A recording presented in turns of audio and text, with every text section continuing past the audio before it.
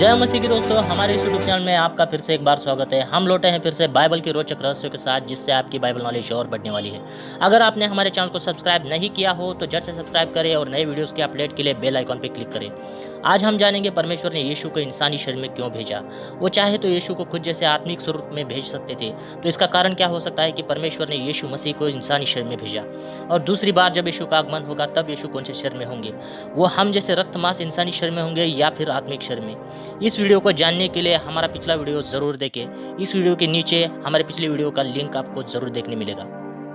आइए बढ़ते हैं इस वीडियो की ओर। हम इस वीडियो को 3 मुद्दों से जानेंगे: स्वरूप, आत्मा और सकारात्मकता। पहला मुद्दा है स्वरूप। हम पढ़ेंगे उत्पत्ति की पहली आयत वचन 26 और 27। फिर परमेश्वर ने कहा कि मनुष्य को अपनी स्वरूप के अनुसार समानता में बनाए। तब परमेश्वर ने अपने स्वरूप में मनुष्य को रचा, नर और नारी के रूप में उसने मनुष्य की रचना की। यहाँ हम मानव जात के आरंभ के बारे में देख सकते हैं। मतलब हमारी स्वरूप और दिखावट परमेश्वर जैसी है, लेकिन गुणधर्म नहीं। तो फिर यीशु भी तो हम इंसानों के स्वरूप में थे, उनके पास शक्तियाँ कैसी थी? जबकि परमेश्वर तो आत्मिक रूप में है, तो वो परमेश्वर के पुत्र कैसे हो सकते हैं, और वो इंसानी रूप में क्यों पैदा हुए? इस बात का संज्ञान हम अगले मुद्दे में, आत्मा के मुद्दे में देखेंगे। इस मुद्दे की स्पष्टता हम देखेंगे उत्पत्ति की पुस्तक 2 अध्याय वचन 7 से। तब यहोवा परमेश्वर ने आदम को भूमि की मिट्टी से रचा और उसके नथनों में जीवन का सांस फूंक दिया, और आदम जीवित प्राणी बन गया। इस वचन से हमें समझ में आता है कि परमेश्वर ने मनुष्य को मिट्टी से बनाया और उसमें जीवन की सांस फूंक दी। यहाँ पर आत्मा के बारे में संज्ञान नहीं मिलता। मतलब इंसान तो बना, परमेश्वर ने उसमें जान डाल के जिंदा भी किया, लेकिन उसमें आत्मा नहीं थी। और शरीर मिट्टी से बनने के कारण इंसान मिट्टी के गुणधर्म से जुड़े रहा, जिंदा रहे, लेकिन हमें आत्मा नहीं होती। आत्मिक रूप में केवल परमेश्वर है या फिर शैतान होता है। उसी तरह हमें कोई आत्मा न होने के कारण मनुष्य शरीर पर शैतानी आत्मा ने कब्जा किया और पाप बढ़ने लगे। दुनिया में आदम की संतानें बढ़ने लगी और उनमें से कुछ जो नीति से भरी हुई थी उन पर शैतान आत्माएं हावी न हुई। इसलिए परमेश्वर ने उन्हें अपने पवित्र आत्माओं से भर दिया और उन्हें नबियों के रूप में, संदेशों के रूप में, भविष्यवक्ता के रूप में चुन लिया। आदम इकलौता ऐसा था जिसे परमेश्वर ने बिना माँ बाप के पैदा किया था, मिट्टी से।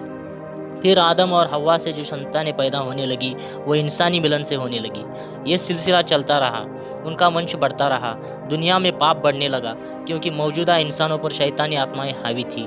तब परमेश्वर ने मरिया को पवित्र आत्मा द्वारा गर्भवती किया। ऐसा क्यों?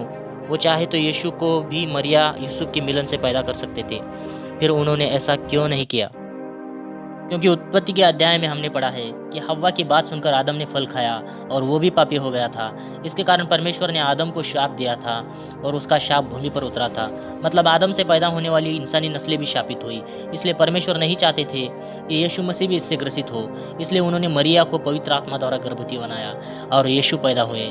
विज्ञान ने भी ये बात स्पष्ट कर दी है कि औरत और आदमी के मिलन से जो बच्चा पैदा होता है उसमें 100% खून का गुणधर्म बाप का होता है। इसलिए परमेश्वर ने पवित्र आत्मा द्वारा मरिया को गर्भवती बनाया था। आज भी हम इंसान किसी को वंश के हिसाब से गाली देते हैं तो कहते हैं तेरा खून गंदा है, बता नहीं किस खून से पैदा हुआ है, हमने इसका खून दौड़ता है। दरअसल हम विज्ञान की इसी बात को दोहराते हैं, लेकिन परमेश्वर यीशु को आत्मिक रूप में भी भेज सकते थे। वैसा क्यों नहीं किया? बढ़ते हैं तीसरे मुद्दे की ओर, सकारात्मकता। 2 प्रकार की ऊर्जाएं हैं। एक सकारात्मक ऊर्जा जो परमेश्वर के आशीष से मिलती है, मतलब पॉजिटिव एनर्जी, और दूसरी नकारात्मक ऊर्जा जो शैतान की ओर से मिलती है, मतलब नेगेटिव एनर्जी। सारा विज्ञान और ब्रह्मांड इन्हीं 2 ऊर्जाओं पर स्थित है। आज जो कोरोना वायरस फैला है वो भी नेगेटिव ऊर्जा से पूरक है, इसलिए डॉक्टर्स उसकी वैक्सीन बनाने में असफल रहे हैं। इसी तरह हर इंसान आदम के उस पाप द्वारा, जब से उसने शैतान की बात सुनी थी, पापी हुआ था।